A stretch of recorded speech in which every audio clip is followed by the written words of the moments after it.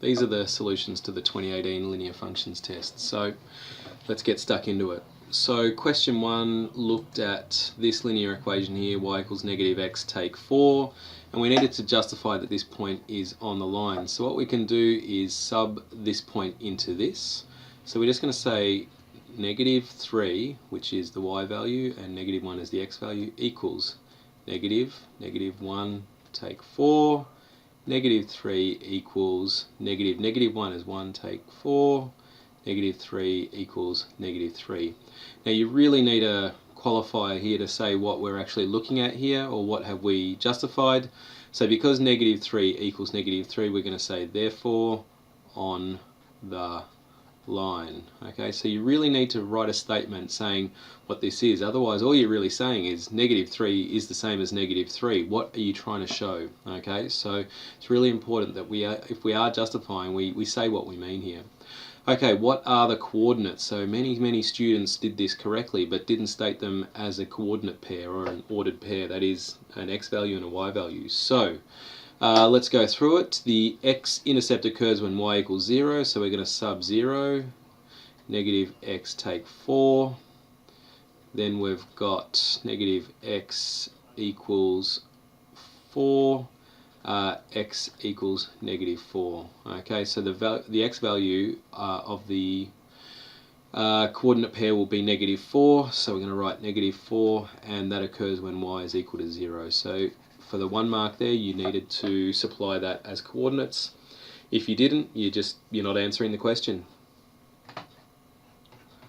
Okay, this one here was a tricky one here, and what we want to do is rearrange this equation here to make x the subject. Okay, so there is a few ways of doing this, but this is the method I think, I like anyway. Alright, so what we're going to do is, this is 4 multiplied by whatever's under the square root sign. So what we're going to do is divide both sides by 4. So I'm going to say it's d on 4 equals c squared take x squared. Now many students saw this line here and wrote that the square root of c squared take x squared is just c take x. And it doesn't.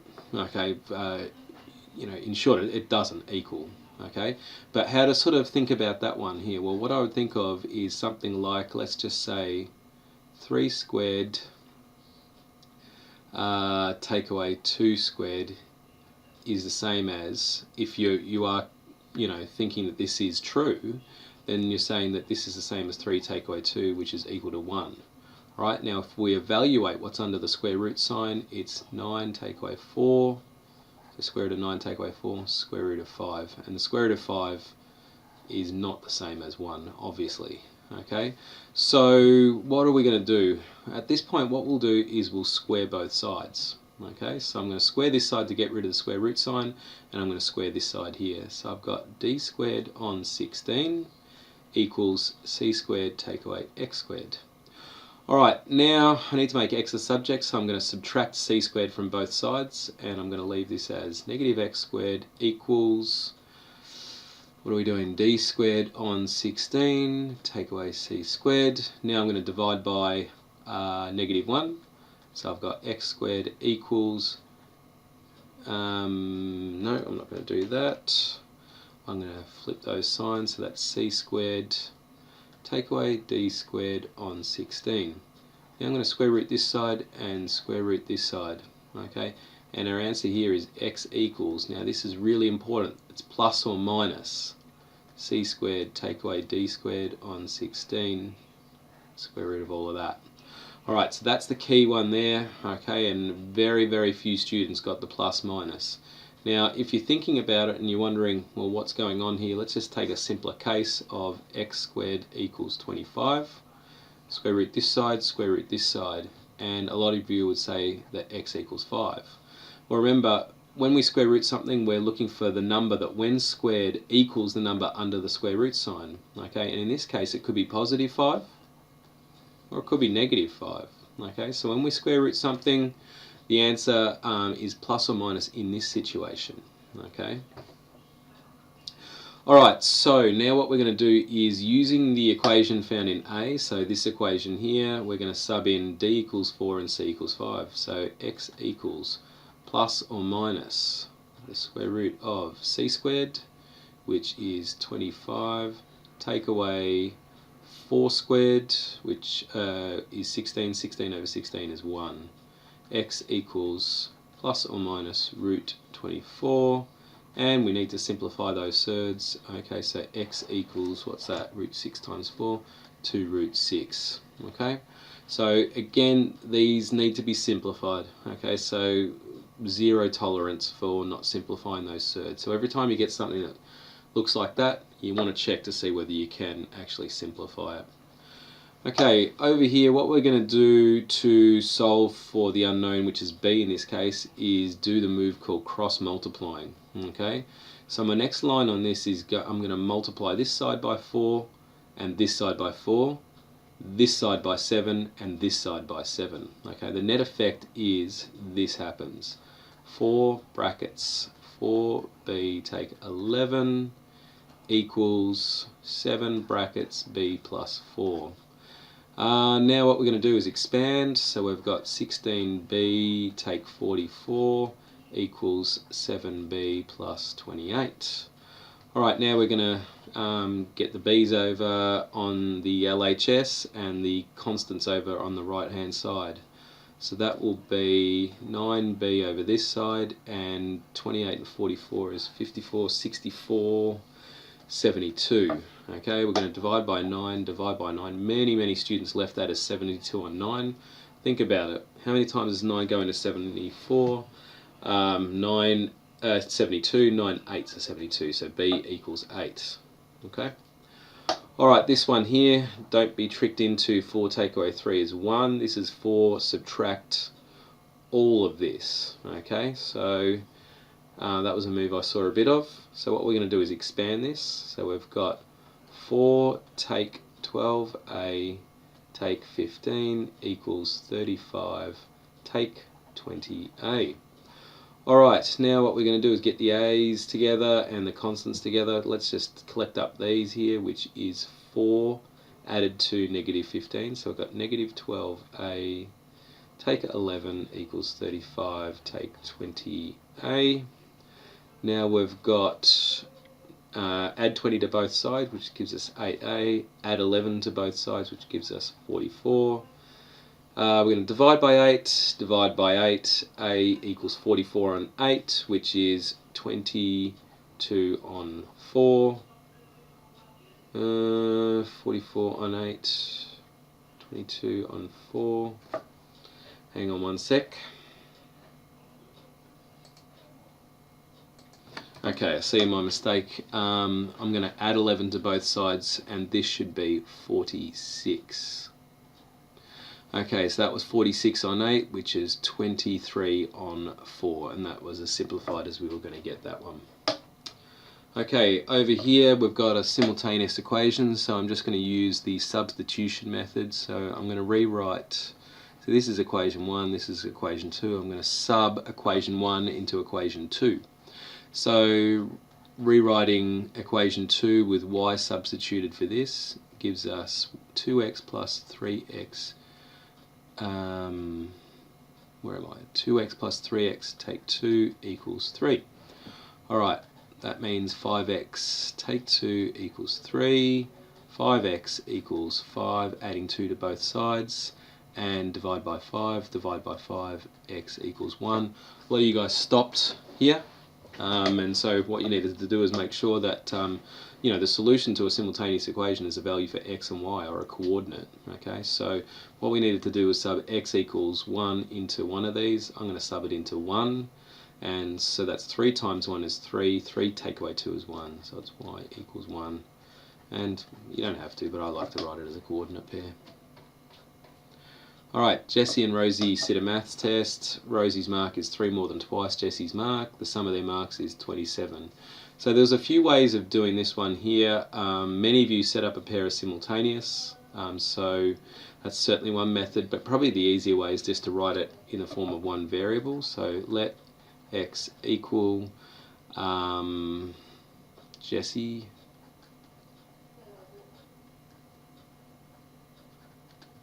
Okay, so it's going to be Jesse's mark, which is x, plus Rosie's mark, which is 3 more than twice Jesse's mark. So we're going to go 2x plus 3, that's 3 more than twice Jesse's mark, and that equals 27. Alright, so now what we're going to do is solve that. So we've got 3x plus 3 equals 27. That's 3x equals 24, x equals 8. Okay, so Jesse's mark must be 8, therefore Rosie got 2 times 8, which is 16, plus 3. Rosie must have scored 19 on the test. Alright, those of you who did that with a simultaneous would have got x plus y equals 27, and if x is Jesse's mark, that would have been, you would have done 2x plus 3 would equal Rosie's mark. Okay, and what you would do is then solve that simultaneously down here, and you would have got the same result. Okay, the graphs. Okay, so again what we're noting with this is axes, intercepts and coordinates of endpoints where relevant. Okay, so let's do this one here. So we've got a y-intercept of -2. Okay, so it's going to go through there, and as x increases by 1, the y values go up by a half. Okay, so there's an increase of 1, there is a half, so it's going to go through that point here.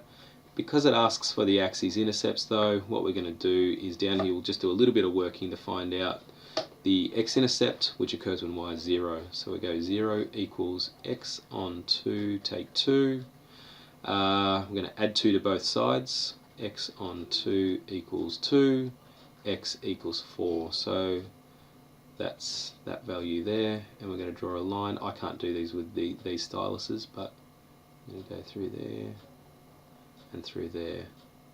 Right, and again, to get the marks on that, you needed one there, and it needed to be ruled with a ruler. Okay.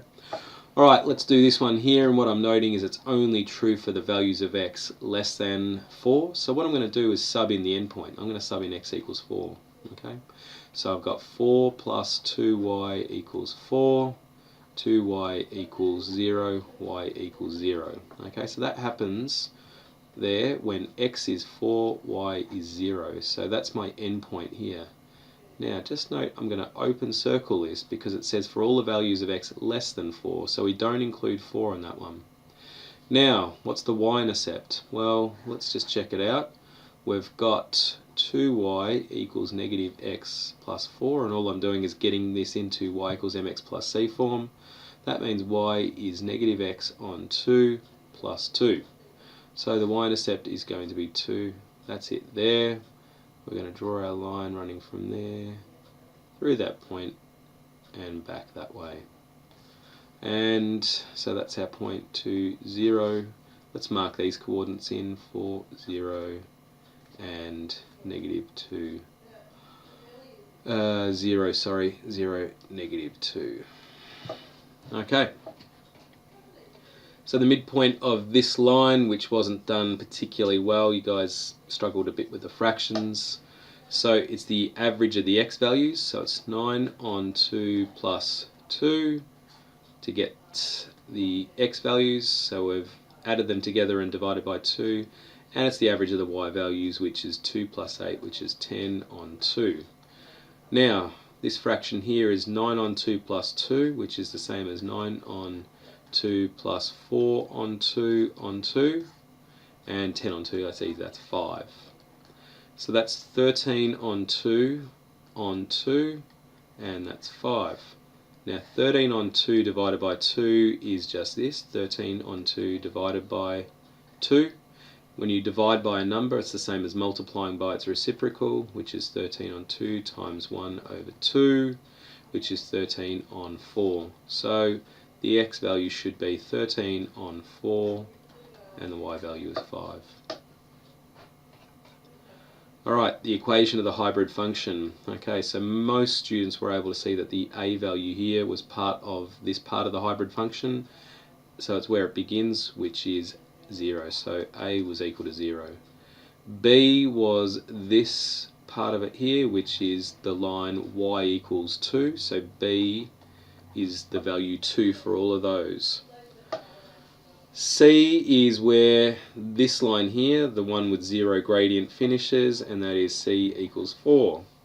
Right, this last one here, where we're looking for the y-intercept of this line here. Now, that's somewhat hard to see, and you guys certainly struggle with that, but you imagine a line drawn, right, and what it's going to do is come back through here somewhere, okay, and the y-intercept actually is going to be down here somewhere, and then what we do is we imagine a full sketch of that, but we're only taking the values greater than 4, so we just chop it off there and don't worry about this. But its y-intercept is still its y-intercept.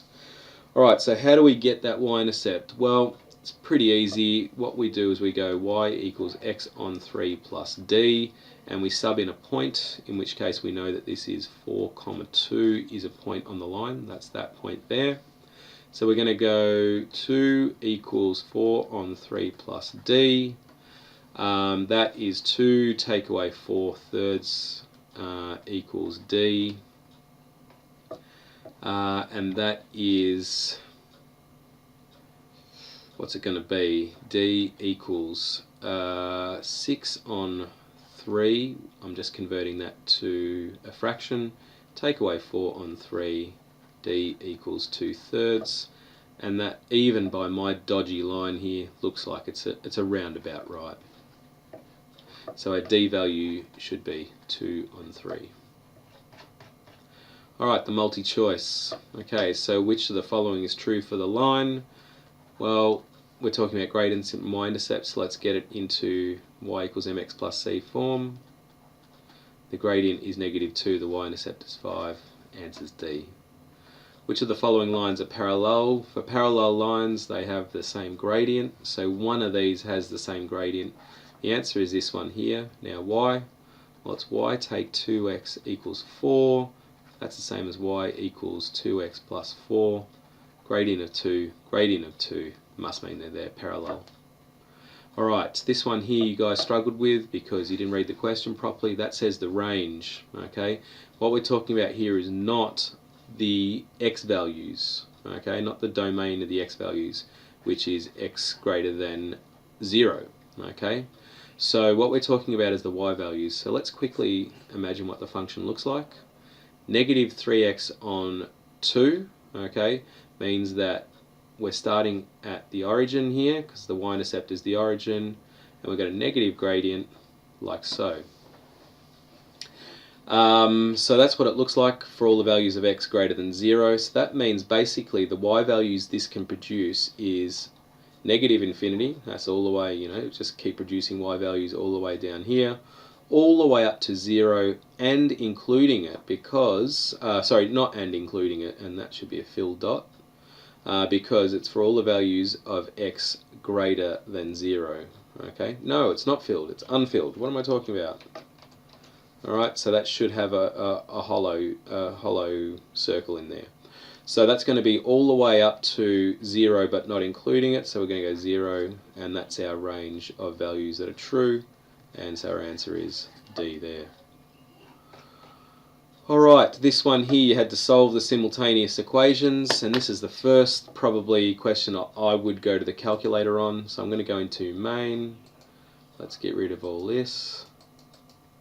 And what I would use is the simultaneous equations template, and I would type this in. So I've got 2x plus 3y equals 0, and x plus y equals 10.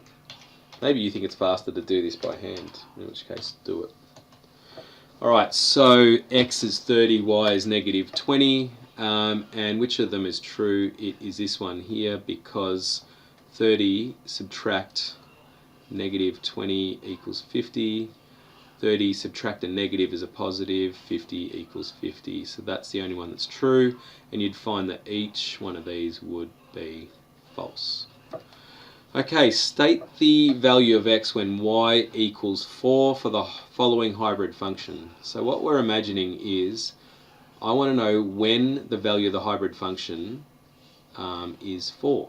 Okay, so somewhere along this hybrid function, and it must be somewhere because we've got an x value down here, it happens. So basically I'm looking for where in this hybrid function it could possibly go through the y value 4. It can't be here because this is y equals -3 all the way through, so it's either this one or this one. Let's consider 2 as a number, okay, and sub in x equals 2. That's -2 times 2 times -2 is -4. -4 plus 3 is -1. Okay, so when x is 2, y is -1. That's there, and it's got a negative gradient. So it can't be this one either. So it must be this part of the hybrid function. Okay, and what we look at here is we've got -1 to 2 are the only acceptable values. Okay, so I'm thinking it is this one here. So if we sub in a half, we've got a half times a half is a quarter, quarter plus 3, that's not it.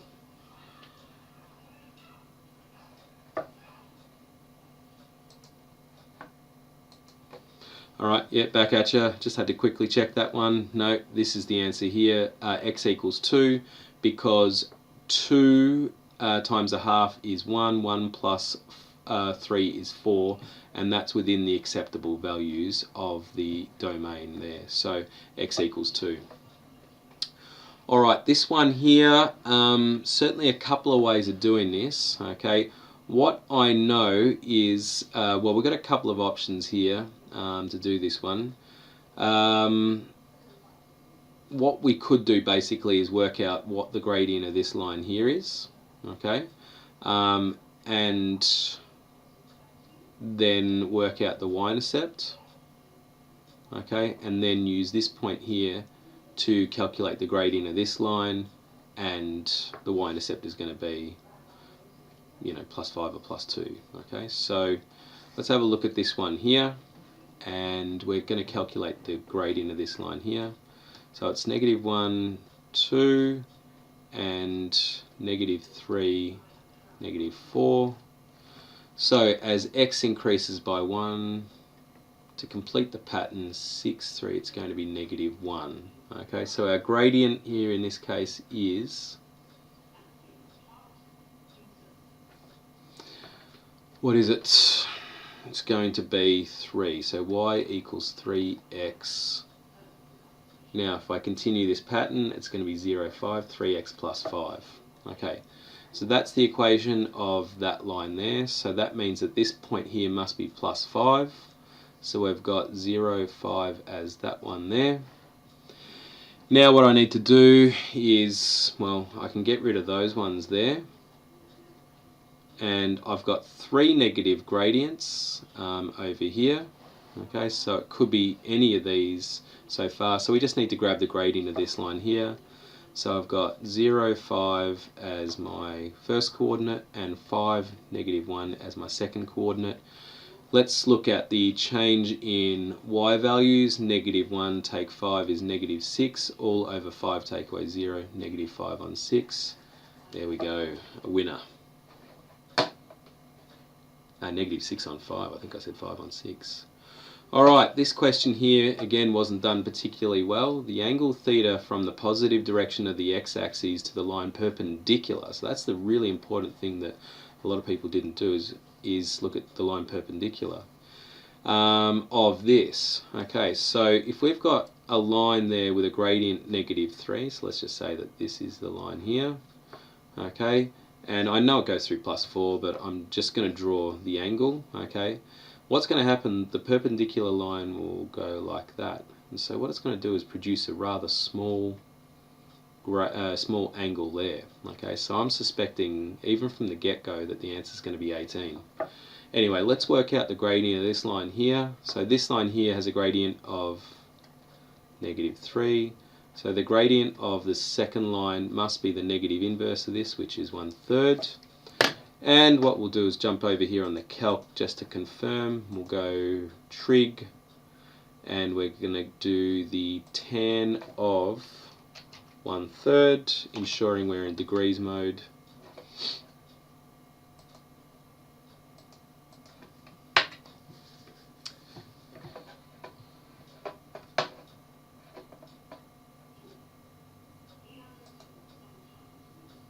And I'm just going to change the mode of my calculator. Alright, and obviously here there's something going wrong with what I'm working on here, and I can tell, because how can, I mean, I said that this is small, but it can't be 0.0, that's such a small angle, and obviously I've forgotten that I'm doing the inverse tan. Alright, so you can make mistakes as long as you sort of know what a reasonable answer must be, and it's 18.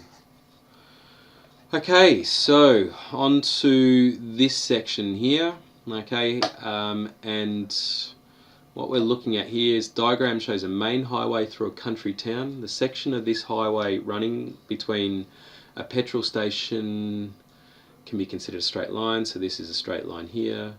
Relative to a fixed origin, the coordinates of the petrol station and restaurant are 3, 7 and 5, okay. Distance measured in k's. How far apart are the petrol station and the restaurant? So that's the distance formula that we're going to use here. So the distance is the square root of, okay, and we're going to work out the difference in x values, which is 5 take 3, so it's going to be 2 squared, plus the difference in y values, 3 take 7 is -4, all squared. That is 4 plus 16, all square rooted, that is root 20, and that is 2 root 5 when simplified with some units. Okay, so again, I don't know how stringent we were on the units, but we certainly were looking at that surd being simplified. Okay, probably the worst question, or the one that you lost a lot of marks on, was this one here, the equation of the straight line. Okay, so I've told you that the equation of this line is PR. Okay, now in a show that question, what we need to do is not sub in points and just go, oh yeah, they're on the line, because I can find millions or infinitely many equations where those 2 points make it true. Okay, so what we've got to do is use these 2 points, okay, and generate the equation and say, therefore, the equation is -2x plus 13. So the rule is we are not allowed to sub these points in to confirm, because I could sub those points into any equation, okay, and if I try hard enough, I can generate an equation quite easily that will have those 2 points on it. Okay, alright, so what we're going to do is, using those 2 points, which is 3, 7 and 5, 3, we are going to get the gradient. Now I know the gradient's going to come out as -2, so m equals the change in y values, which is -4, over the change in x values, 5 take 3 is 2, m equals -2. So my equation is y equals -2x plus c, and I sub one of them in, let's go 5, 3, which then will be 3 equals -2 times 5 plus c, -10, 3 plus c, c equals 13. Therefore the equation is y equals -2x plus 13. Alright, the resident of the town is running late for his job at the restaurant. He's still at home. There is a bike track that goes straight from his home to the nearest point B on the highway. Find the equation of the line going through H perpendicular to PR. Okay, so what we need to do is find out what this equation is here. Okay. Alright, so let's do this one here. Resident of the town is running late for his job at the restaurant. At home at 3.5. Bike track goes from home to nearest point. So we know that we're perpendicular to PR. So let's have a look at PR.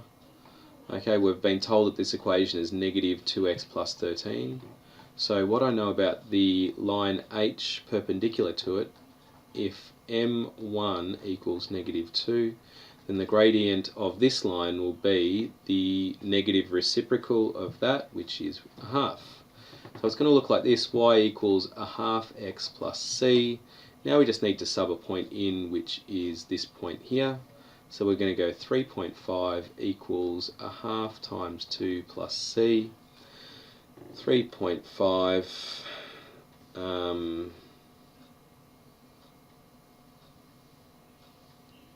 equals 1 plus c.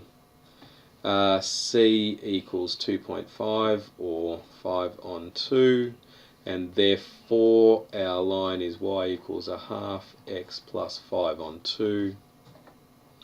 Alright, find the coordinates of B, the closest point on the highway from his home. So that is the intersection of this line here and this line here. So we're just going to write down the two equations, which are y equals a half x plus 5 on 2 and y equals negative 2x plus 13, and solve them simultaneously. So let's just go back to our calc, and in math 2 or math 1, y equals x on 2 plus 5 on 2 and y equals negative 2x plus 13 xy, and there's our coordinates there, which again can be stated as either the decimal or the fraction, 4.2, 4.6. Okay, so Tenchi goes for this hike over the summer. A bit big. Hike started at the National Park office and followed a track towards the camping ground 16 k's away.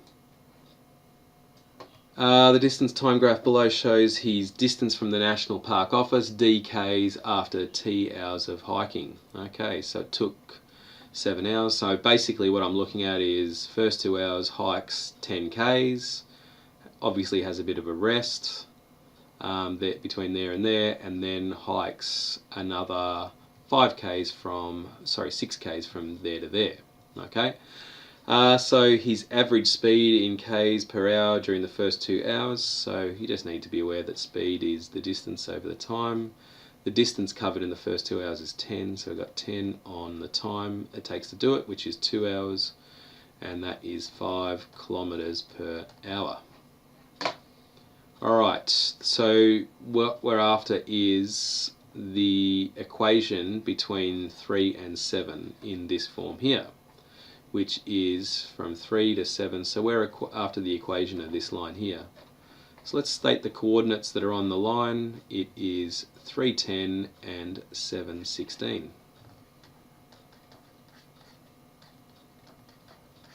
Okay, so let's grab the gradient, is the change in y values, which is 6, over the change in x values, which is 4, which is 3 on 2.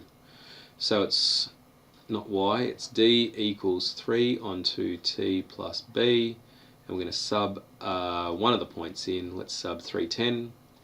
10 equals 3 on 2 times 3 plus b. 10 equals 9 on 2 plus b. B equals, and I'm going to write this as a fraction, 20 on 2, take 9 on 2, b equals 11 on 2. So our a value equals 3 on 2 and our b value is 11 on 2. Okay, Mr. Miller hiked along the same track as Tench, but hiked in the opposite direction. Began at the camping ground and hiked towards the National Park office. Alright, and I went according to this equation. Right, so down here what that means is I would have started at the office, which is 16 kilometers away, and I'm going in the opposite direction. So for every increase of 1 hour I was covering 3 kilometers. So we're going to go up 1 and down 3k. So there's 1, 2, 3, we're there, and then we're there, and then we're there, and so forth. So that's my equation, something like that. Okay, so what does that mean? It means in the first 2 hours, is it? First 2 hours of walking, how far would have I travelled? A lot of people put down 10 because they subbed 2 into that, which is negative 6 plus 16. but you would have been wrong at that point. I was at the 10-kilometre mark, which is there, and the distance covered is the distance between 10 and 16. So the answer here was 6 kilometres. Alright, a very tricky last problem here. You know, we just want to keep chatting, I suppose. If we can't walk together, let's stay in touch over radio transmitter. So the transmitters will not work if we're more than 3 k's apart. For how many hours during the hike were Tench and Miller able to use the radio transmitters to talk to each other correct to the nearest minute? Alright, to do this, let's have a look at the graph. Alright, what I can see here is we are at exactly the same point. Okay, now as x increases by 1, the y values go down by 3. So in fact, this point onwards, or from this point onwards, the distance between us here is going to be more than 3 k's. Okay, so anywhere beyond this point here, okay, we're not going to be able to stay in touch. So this is all out. Okay, we can't talk. Okay, so it's at the 3-hour mark of our walk that we can no longer communicate together via CB or whatever it is, walkie-talkies. Alright, so coming in closer, look at the distance between us. Okay, we're within 3 k's, that's cool, we can talk. We certainly can talk here because we're face to face. And what we're looking for out here is when the distance between these two lines here is 3. So it looks to be somewhere around about here by a sort of a guess, which would be 1 hour, 1 hour and a half maybe, or something like that. So let's get a bit more exact. Alright, what we're going to do is remove this function from this function. So take this away from this. Alright, so what we're essentially doing is taking Tench away from Miller. So let's go Miller, take away Tench, and the Miller function is negative 3x 3t rather, plus 16.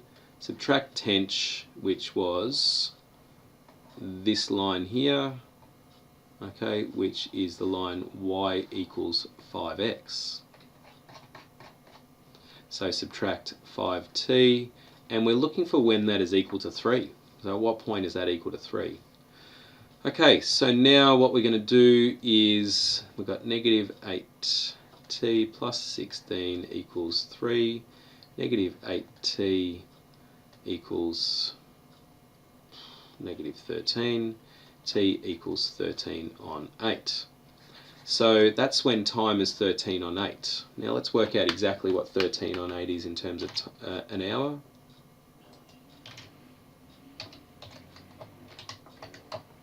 So I'm going to do 13 on 8 times 60.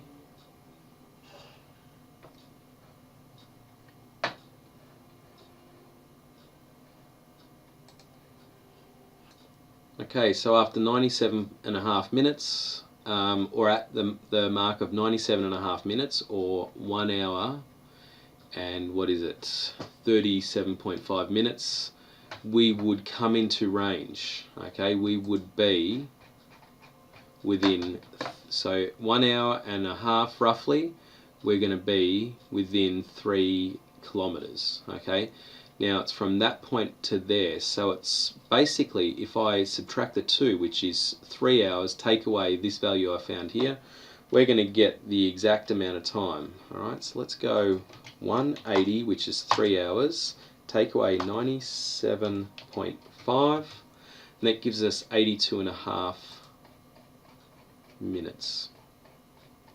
Okay, so it would be 82.5 mins, or 1 hour and 22.5 mins, but it asks correct to the nearest minute, so we're going to go 1 hour and 23 mins. Okay, alright, so there's the last problem. Extremely difficult problem, and not many students certainly got that one correct, but for those of you that did, there's your reward for knowing the stuff back to front, and you know, really exploring the material in detail.